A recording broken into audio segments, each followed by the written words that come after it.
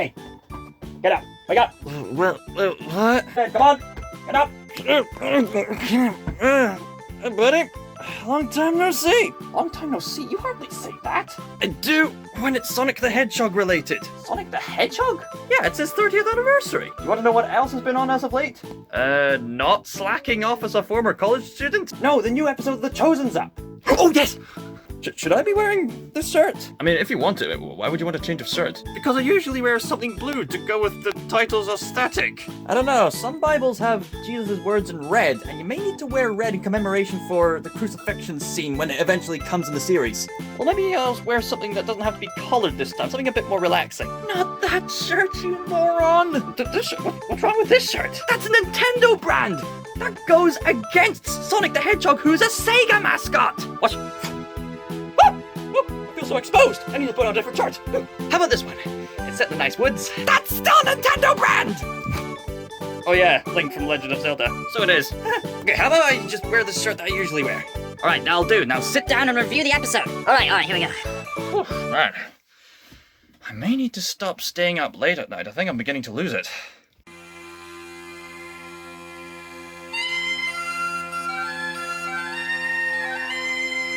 Before I continue, I might as well give a synopsis of what happened in the episode. We start off with a flashback, way before Jesus was born, back in King David's day, when an individual who I believe was one of David's men comes to a Pharisee who's laid out some bread as a ceremonial ritual to thank God for what they did during the days of Moses. This bread is sacred and is not meant to be eaten, but one of David's men explains that his men are in hiding and are starving. So the Pharisee, out of the kindness of his heart, decides that since it's an emergency, he will allow them to take some of his bread. This is a scene that's integral for a later scene. They usually show these flashback scenes to give further emphasis for other scenes later on in the same episode. Meanwhile, Mary and the other disciples are concerned as to where Mary Magdalene had been. Simon and Matthew have to put aside their differences to search for Mary. They eventually find her, apparently struggling with a gambling addiction of some kind, and is apparently afraid of looking at Jesus' face despite still believing in him after what he did for her. If I'm to take away anything from this, sometimes people do believe in others, but out of guilt and shame are afraid to confront them. I don't know if this was inherently said, but maybe Mary had a sudden pang of guilt and wanted to run away for a while and tried to drown her sorrows, only to fail and realize that the only way to fix the problems was right there all along before she fled. So Simon and Matthew eventually get Mary Magdalene back. She confronts Jesus and Jesus forgives her.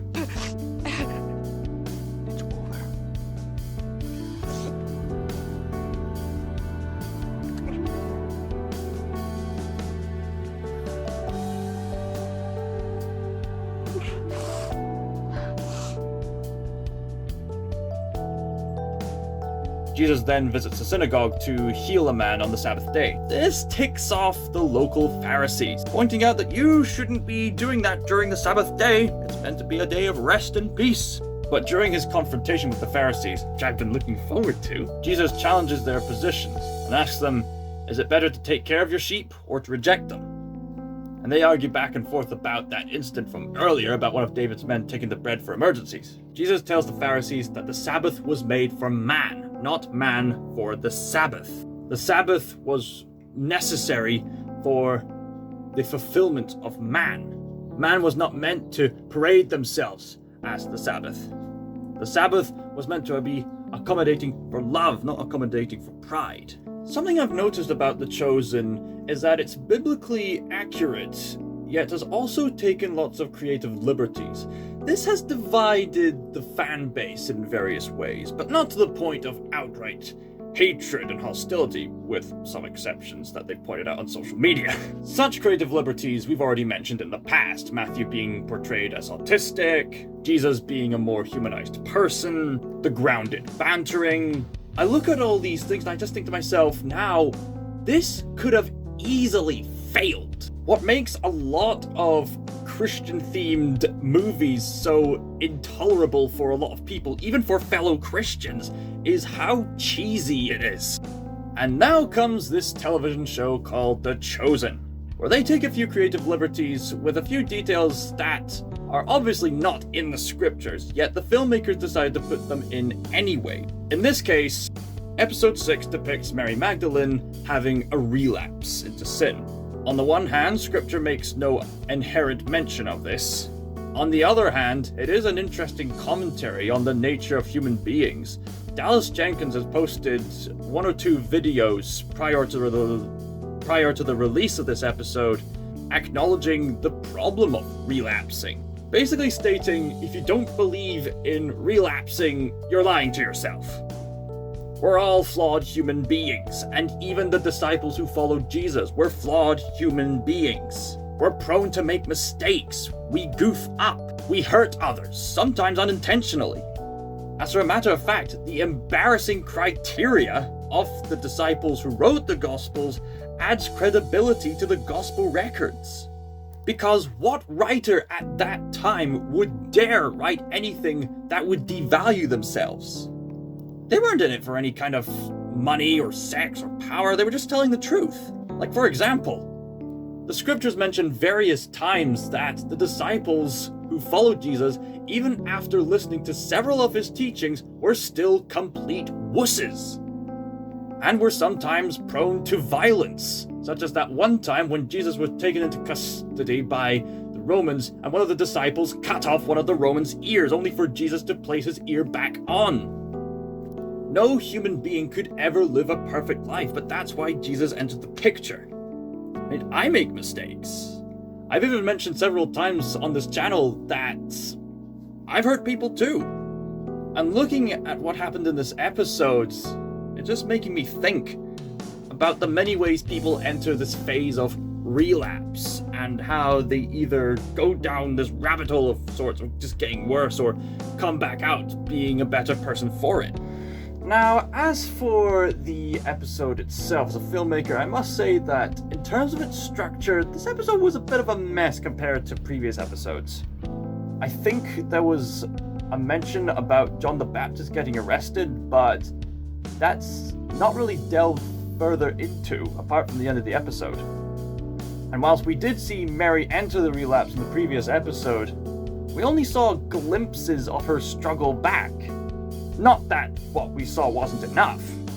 Depicting her behavior during the gambling scene and her frail state when she's found was certainly striking enough. But I think to make that eventual redemption more satisfying, I think we needed to see more scenes of Mary Magdalene struggling internally. I hate to say this, but it's a fairly heavy exposition. I don't want to be the one to say that, but I felt like this episode was leaning towards depending on exposition more than anything. But with the way the show is made, I almost don't mind it at all. Because there's a lot of talk about spirituality and reflecting deep about life. And this episode did have one feature I was very much looking forward to, Jesus confronting the Pharisees.